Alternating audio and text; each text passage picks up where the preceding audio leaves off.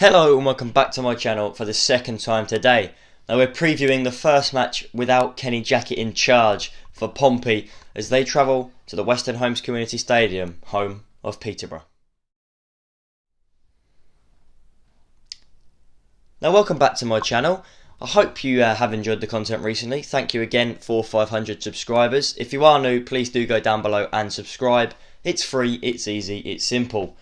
But we're going to get into this one because Peterborough, they're high flying. They're very good at what they do. They play good football and they beat lots of teams.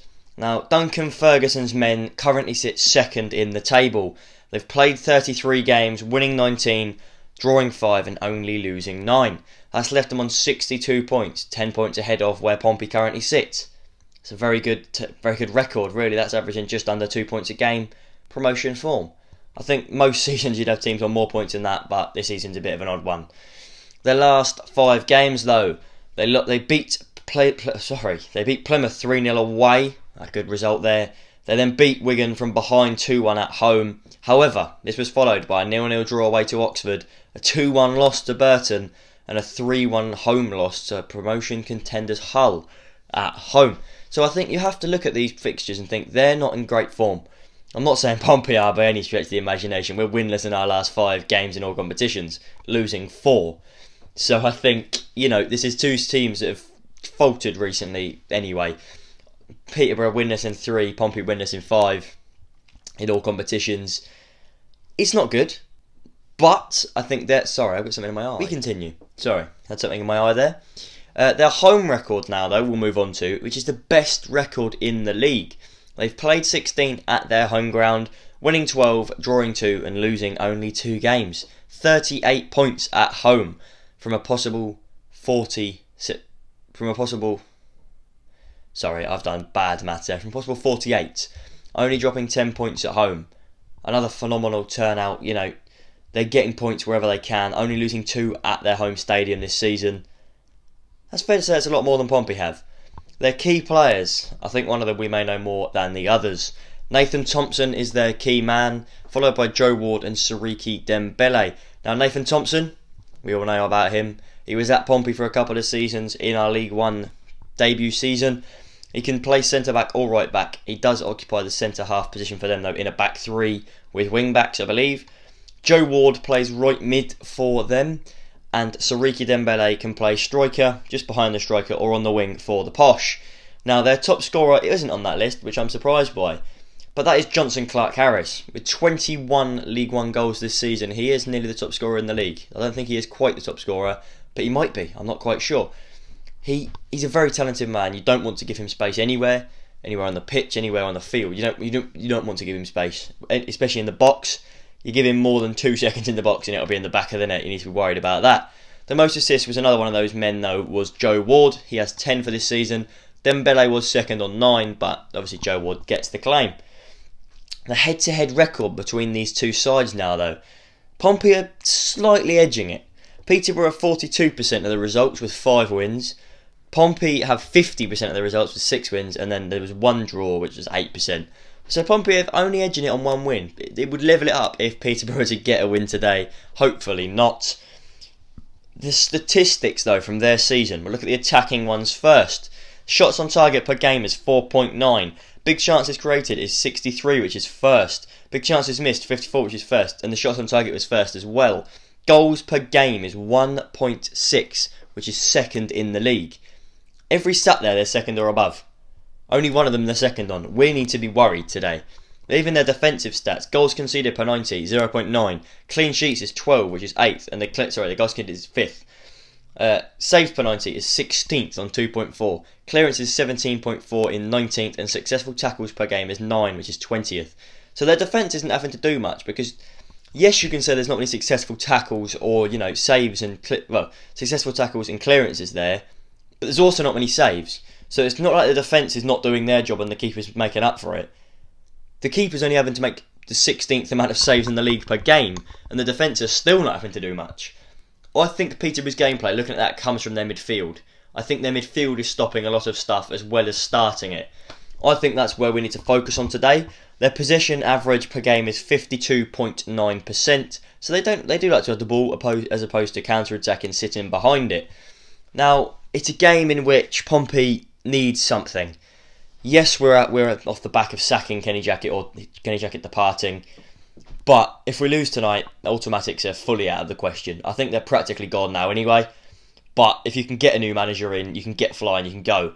But we will talk now, though, about the people that are linked with the job. The favourite at the minute is Danny Cowley. Now, him and his brother did take Lincoln from the National League to League One. However, I think he plays quite a negative version of football. But I think he's very tried and tested. He knows what he's doing. He's young, new ideas. But he plays, I think, a slightly more positive version of Kenny Jackett's way. It's quite negative football, so to speak. It's quite defensive. But the other man, Daniel Stendel, he is the man that most Blues fans want to be at the helm. Attacking, high-pressing football will get our boys playing. I think Curtis, it will suit him. Marquis, it might get him more chances. Harness, Williams, it suits them all. Even our midfield, he plays a 4-3-3. You look at it, Naylor, close, Cannon, brilliant midfield. Byers on the bench, White on the bench, you can play. The back four may be a bit more suited. And obviously he can then bring a couple of players in the summer if he needs to. The problem at the moment is he just wants the 13-match deal that the captain is offering. Whack it on the table and go, have a year and a half. Have the rest of this season and then you can have a year. Don't say 13 matches and prove yourself, because no one's going to realistically in their right mind sign that. No one realistically is going to turn around and go, yeah, you know what? I'm happy to sign a deal where I've only got 13 games guaranteed. Who does that? That is why Stendel hasn't signed yet, apparently. We offered him that and he was like, no, I want to be longer. Cowley is apparently happy to go a bit shorter, but I would rather we just offered him whatever. We'll look at some of the other fixtures from the league now, though, while I move the piece of paper around, possibly also moving the camera, because I've written all the games down and I've just dropped them. But I've written, every single League One game down, so I can actually have a look on my piece of paper here, as opposed to moving towards the camera and getting the iPad. Now, the first game of the day is Wimbledon. They host Wigan. Pompey then travel to Peterborough for the 7 o'clock kickoff. MK Dons, they host Plymouth. The high-flying, currently Burton, travel to Blackpool looking for 7 wins out of 7. Bristol Rovers, they travel to London, in particular to the Valley, home of Charlton. Gillingham, they travel to Lincoln. Lincoln looking to bounce back there. Oxford, they host Doncaster, 2 sides in desperate need of a win. And Fleetwood host Ipswich. Now, Wednesday night, there is also a game which sees Sunderland travel down to Accrington. It's a big game for both sides there, who are hoping to solidify playoffs. In Accrington's term, though, hoping to press them down. Now, I'm going to mention one thing. Peterborough have only ever won one major trophy, one trophy. I didn't know this. They've only ever won one thing. That was the EFL trophy in 2013-14. I'll put a picture on screen now of when they did it.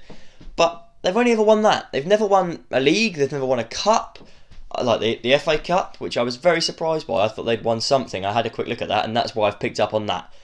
But we have clips from both Dad and Lewis Hayden now. We'll put them both in and we'll look at them now. Here is my preview for our game against Peterborough, and this is going to be a very tough game with them sitting in the automatic places.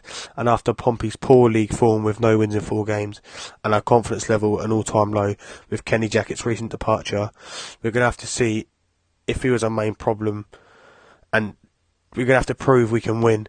Let's hope we can get a win under caretaker manager Joe Gallen and start to turn our form around. Will we get Stendel? I hope so. He's a good manager. I've seen comments from Barnsley fans, Hearts fans saying he was a good manager, he played nice attacking football. Let's hope we can get it through, but we never know.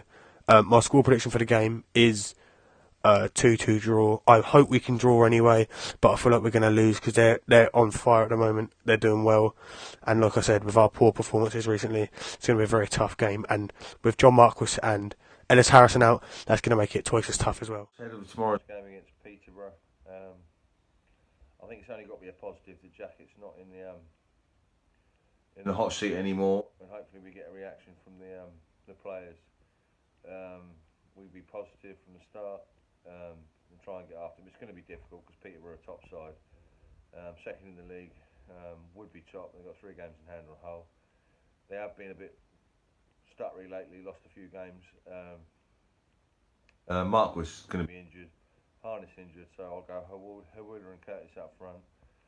There's got to be a reaction from all these previous performances. The manager's now lost his job, and now basically the players are in the shop window for the next manager coming along. So I'm going to be positive, and I think we might even sneak it 2-1. But yeah, I'm buzzing now. Anything's better than Jacket. I think he lost. It's been awful for a while, and anything moving forward can only be a positive. Just got to wait and see what the next manager will be, but I'm a lot more positive than I was now than when Jacket was still at the helm. So keep the faith, play Up Pompey. Now, once again, I've watched through them. They've made some good points. I think they both think we need to get something, but it won't be easy. My prediction, though, is not going to be for a Pompey win, but it's still going to be positive. I've gone for a Peterborough 2, Portsmouth 2. I think if we can get a draw tonight, we can look at that to build on. We can look at it to improve in the future. That is, though, where this video does end. Let me know down below who you want in charge of Pompey. Let me know what you thought of the video. Please do subscribe. Hit that like button. Can we get 15? And I'll see you in the review in the morning.